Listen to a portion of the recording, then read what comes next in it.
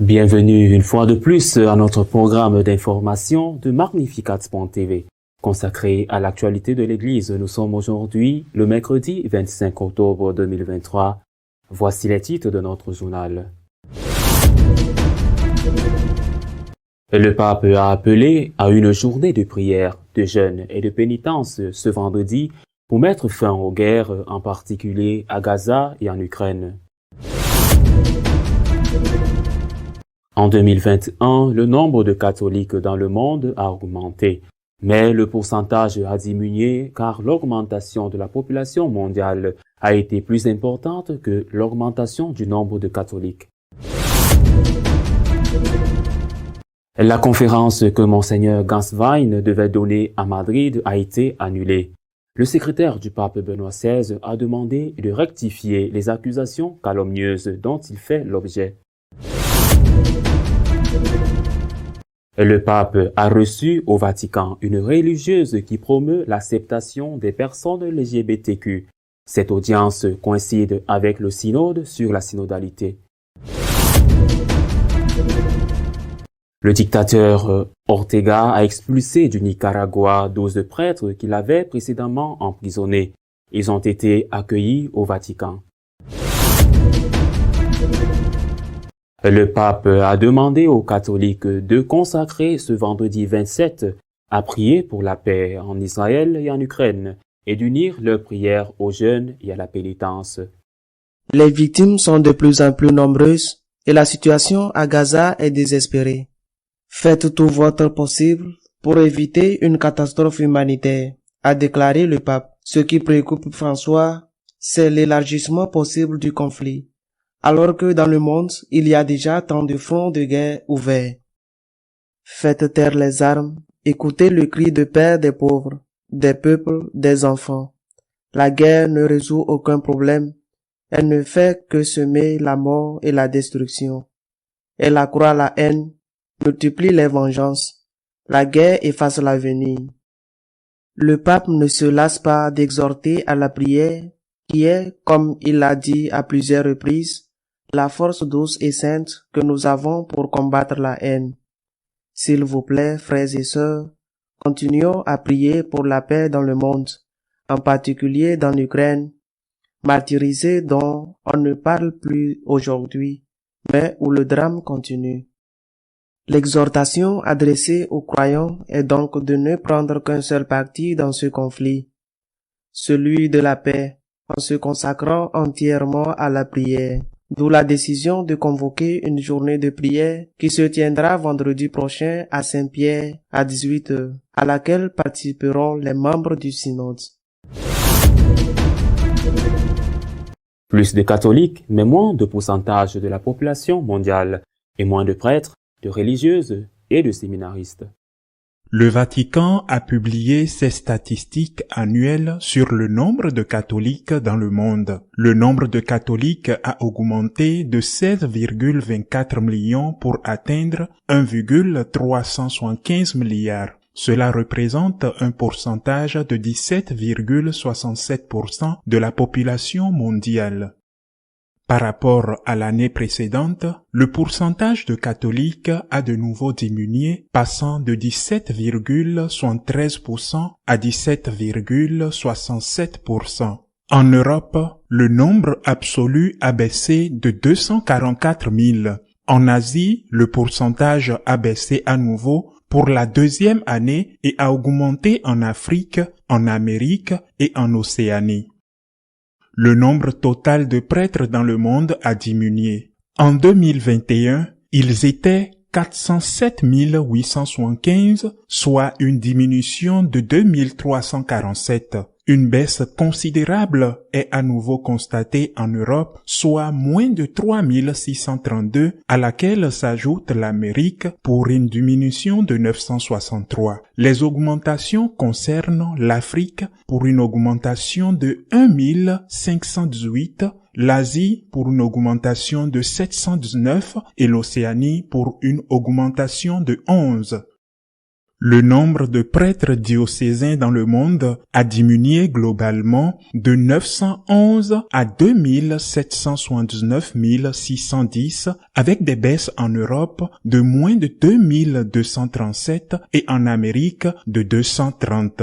Il a augmenté dans les autres continents. En Océanie, plus de 21, en Asie, plus de 561 et en Afrique, plus de 974. Le nombre de prêtres religieux a diminué globalement de 1436 pour atteindre 128 262. Le nombre de grands séminaristes diocésains et religieux est de 1009 895, soit 1960 de moins par rapport à l'année précédente. Des augmentations ont été enregistrées uniquement en Afrique, soit plus 187, et des diminutions en Amérique, soit moins 744, et en Asie, 514, en Europe, moins 888 et en Océanie, moins 1. La conférence que Monseigneur Ganswein devait donner à Madrid a été annulée. L'évêque a demandé à une revue de rectifier les allégations calomnieuses dont il fait l'objet. L'événement annulé était prévu le 18, à l'occasion du 30e anniversaire de la présentation du nouveau catéchisme de l'Église catholique par le cardinal Joseph Ratzinger à la Fondation universitaire espagnole. Selon la Fondation, l'événement a été suspendu pour des raisons d'organisation. Plusieurs médias ont critiqué la présence de Monseigneur Ganswein à Madrid et l'ont présenté comme une manifestation de soutien à ceux qui critiquent le pape François. Le magazine Vida Nueva a affirmé que le pape avait tenu plusieurs réunions avec lui, au cours desquelles il lui avait proposé le poste de chef d'un diocèse allemand, sur les traces de Stanislao Dziwisz, secrétaire personnel de Jean-Paul II, qui après sa mort a été nommé archevêque de Cracovie. Selon Vida Nueva, Monseigneur Ganswein a refusé et François lui a proposé de diriger un diocèse italien. Il a également refusé et est même allé jusqu'à se proposer pour un poste de référence au sein de la curie. Face à ce défi de l'archevêque allemand, le pape lui a demandé de quitter le Vatican et de retourner dans son pays d'origine. En réponse, le secrétaire du pape défunt a écrit une lettre au rédacteur en chef du magazine, dans laquelle il reprenait ses déclarations. À ma grande surprise, déclare Monseigneur Ganswein, j'ai appris que Vida Nueva Digital faisait des déclarations à mon sujet, que je suis obligé de commenter, puisque d'autres médias s'en font déjà l'écho. Ces déclarations sont totalement fausses. Sachez que de telles déclarations constituent une grave calomnie. C'est pourquoi je demande respectueusement que ces déclarations soient rectifiées immédiatement avec la publicité qui s'impose. Le pape François a rencontré sœur Janine Gramick, cofondatrice de New Ways Ministry, qui a déjà fait l'objet d'une admonestation de la part du Saint-Siège. Le Saint-Père a reçu Janine Gramick ainsi que 3 membres de New Ways Ministry au Vatican pendant 50 minutes. La cofondatrice de New Ways Ministry a transmis au pape François les salutations des catholiques LGBTQ des États-Unis. Elle l'a remercié pour son ouverture à la bénédiction des unions entre personnes de même sexe selon le site web de l'organisation. Le 31 mai 1999, la Congrégation pour la doctrine de la foi, alors présidée par le cardinal Joseph Ratzinger, a publié une note sur le père Robert Nugent et sœur Janine Gramick, cofondateurs de New Ways Ministry. Depuis le début, en présentant la doctrine de l'Église sur l'homosexualité, le père Nugent et la sœur Gramick ont continuellement remis en question des éléments centraux de cette doctrine. C'est pourquoi, en 1984, le cardinal Hickey, archevêque de Washington, les a informés qu'ils ne pouvaient plus poursuivre leur activité dans ce archidiocèse. En même temps, la Congrégation pour les instituts de vie consacrée et les sociétés de vie apostolique leur a ordonné de se séparer complètement et totalement de New Ways Ministry, ajoutant qu'ils ne pouvaient exercer aucun apostolat s'ils ne présentaient pas fidèlement l'enseignement de l'Église sur le mal intrinsèque des actes homosexuels. Ni le père ni la religieuse n'ont suivi les ordres de l'Église selon le texte de la doctrine de la foi. Malgré cette intervention du Saint-Siège, le père Nugent et la sœur Gramick ont continué à participer aux activités organisées par le New Ways Ministry, bien qu'ils aient démissionné de leur poste de responsabilité. Compte tenu de l'échec des tentatives répétées des autorités légitimes de l'Église pour résoudre les problèmes soulevés par les deux auteurs, la Congrégation pour la doctrine de la foi se voit contrainte de déclarer que les positions de la sœur Gremick et du père Nugent concernant le mal intrinsèque des actes homosexuels sont inacceptables sur le plan doctrinal.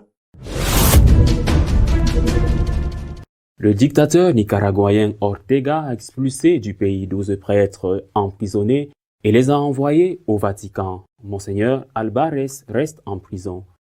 La dictature nicaraguayenne a annoncé la libération de 12 prêtres emprisonnés qui ont quitté le pays pour Rome à la suite d'un accord entre le régime Ortega et le Saint-Siège. Monseigneur Alvarez, évêque de Matagalpa, qui refuse de quitter le pays, reste en prison. Le communiqué de la dictature indique qu'après de fructueux pourparlers avec le Saint-Siège, un accord a été conclu pour le transfert au Vatican de 12 prêtres qui pour différentes raisons ont été poursuivis et se sont rendus à Rome. Le directeur du bureau de presse du Vatican a confirmé que le Saint-Siège avait été invité à accueillir les prêtres nouvellement libérés. À leur arrivée, ils ont été hébergés dans certains quartiers du diocèse de Rome, où ils attendront leur destination finale. Le document n'explique pas pourquoi Monseigneur Alvarez ne figure pas sur la liste des prêtres libérés par le gouvernement nicaraguayen, qui, au cours de l'année écoulée, a fermé au moins 7 stations de radio et 5 universités liées à l'Église catholique, tout en interdisant les processions et les fêtes religieuses de masse. Monseigneur Alvarez, la voix la plus critique de l'Église à l'égard du gouvernement sandiniste, a refusé le 9 février de monter à bord d'un avion transportant 222 opposants emprisonnés et exilés aux États-Unis. Ortega a confirmé cette information à l'époque et a qualifié l'évêque d'arrogant et de déséquilibré.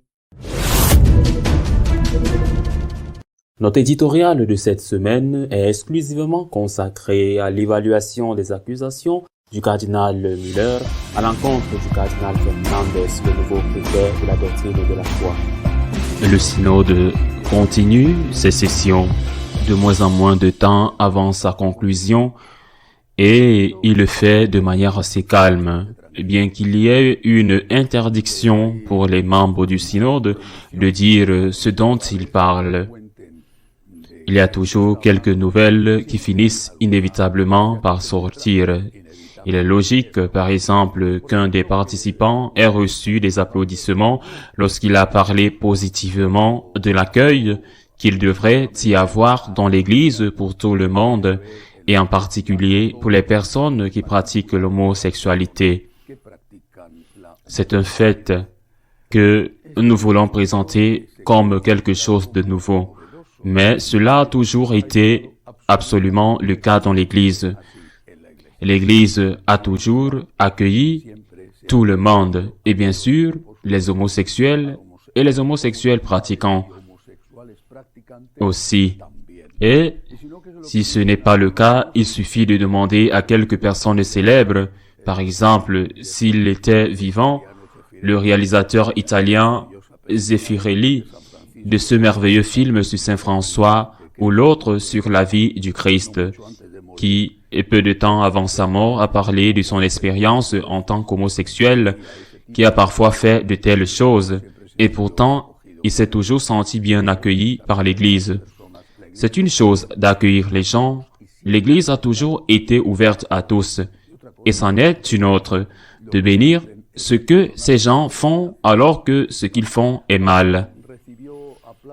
On a également applaudi beaucoup plus fort une laïque qui a dit qu'il n'était pas nécessaire d'insister autant sur la question du sacerdoce féminin parce que les problèmes réels des femmes étaient très différents. La vérité est que l'on a peu parlé de l'homosexualité dans les siècles petits, dans les petits groupes de travail, mais que l'on a beaucoup parlé du sacerdoce féminin, à commencer par le diaconat.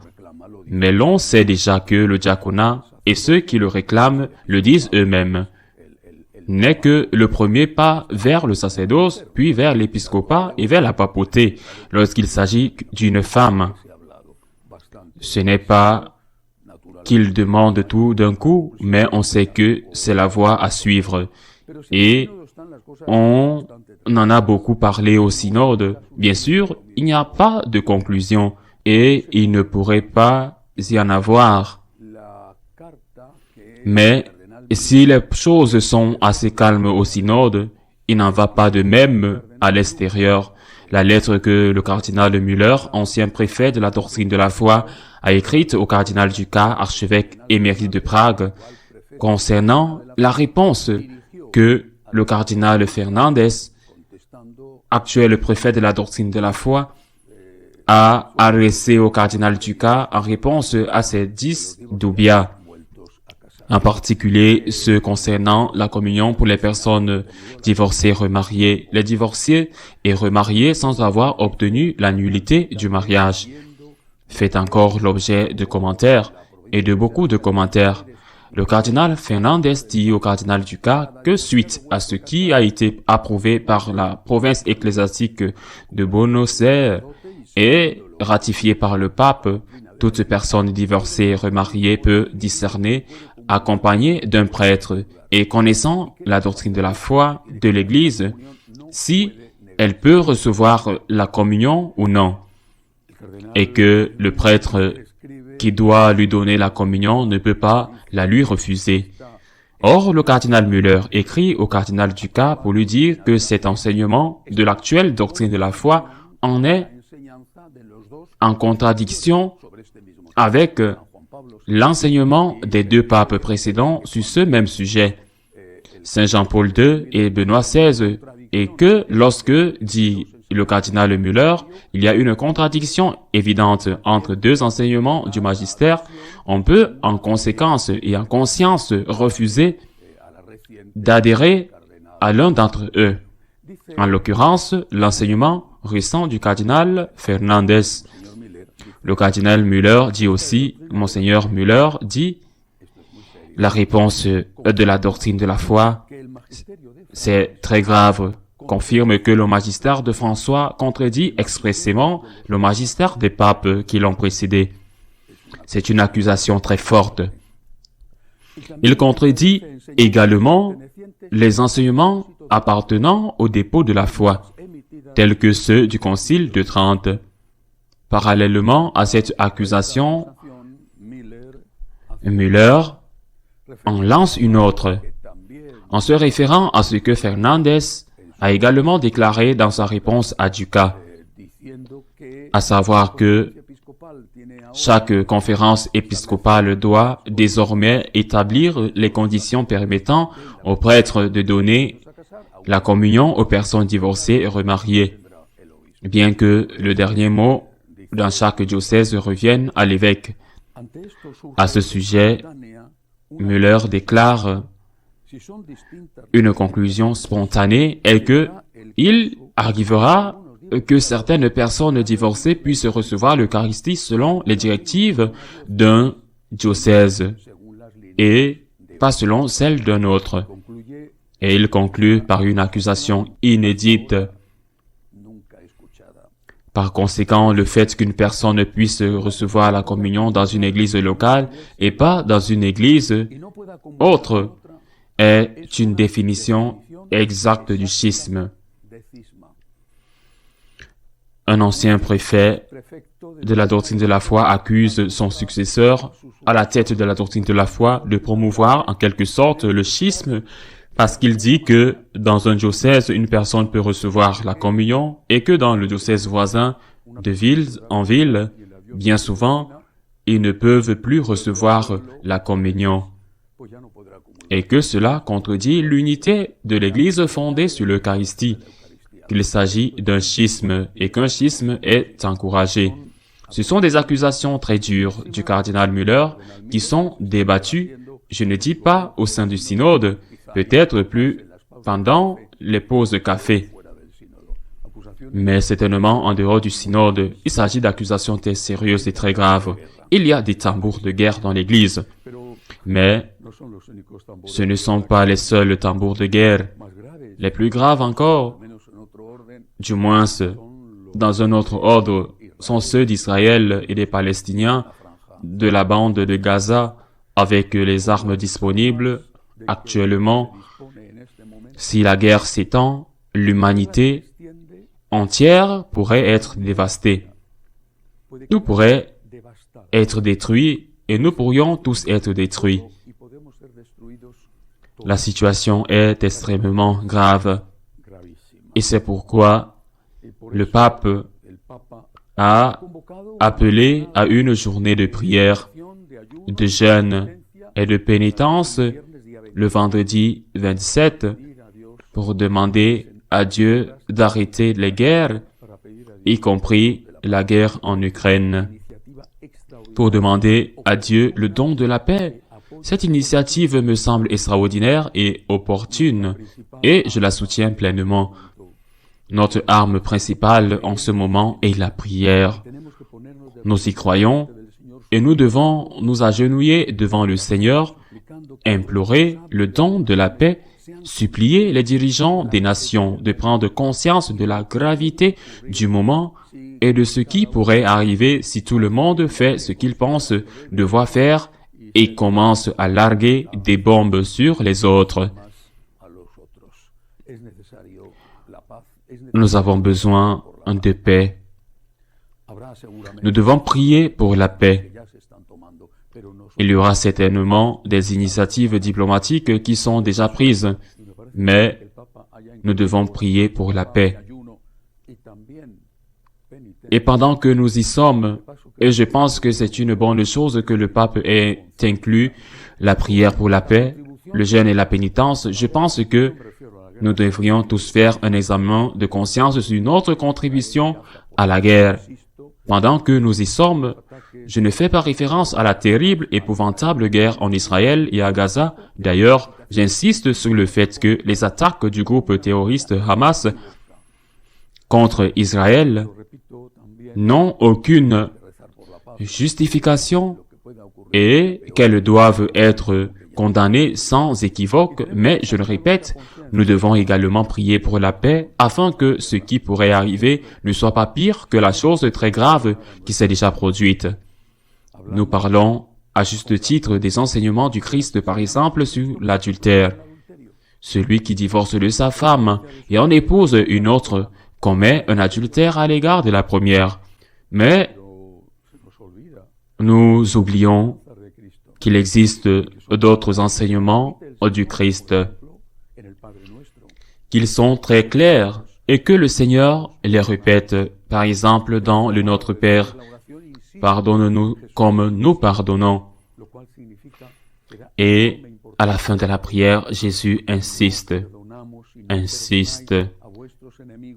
ce qui signifie qu'il y attache une grande importance. Si nous ne pardonnons pas, si vous ne pardonnez pas à vos ennemis, vous ne serez pas pardonnés. Il ne suffit pas de prier pour la paix au loin. Il faut aussi se convertir à la contribution que chacun de nous apporte à la guerre parce que nous ne pardonnons pas à nos ennemis du fond du cœur. Dernière nouvelle, 10 prêtres du Nicaragua ont été libérés par le régime dictatorial d'Ortega dans ce pays et se sont rendus au Vatican. C'est une bonne nouvelle. en ce qui concerne la libération de 10 prêtres injustement emprisonnés, mais ce n'est pas une si bonne nouvelle parce que cela signifie que le dictateur se débarrasse une fois de plus de ceux qu'il considère comme ses opposants. Même si l'opposition de ces prêtres a pu être aussi minime que de faire une procession dans les rues sans permission. Prions. Prions pour la paix dans l'Église, pour ces tambours de guerre qui battent, pour que l'Église soit toujours fidèle aux enseignements de Jésus-Christ. Prions pour le pape, en ce moment si délicat, parce qu'il est le vicaire du Christ. Prions pour la paix dans le monde. Nous nous joignons au Saint-Père dans cet appel à la prière, au jeûne et à la pénitence le 27. À la semaine prochaine, si Dieu le veut. Si vous souhaitez être au courant de tout ce qui se passe dans l'Église, vous pouvez le faire à travers notre page d'information magnificat.tv. Nous continuerons à vous tenir informés de tout ce qui se passe dans l'Église. À nous revoir la semaine prochaine, si Dieu le veut.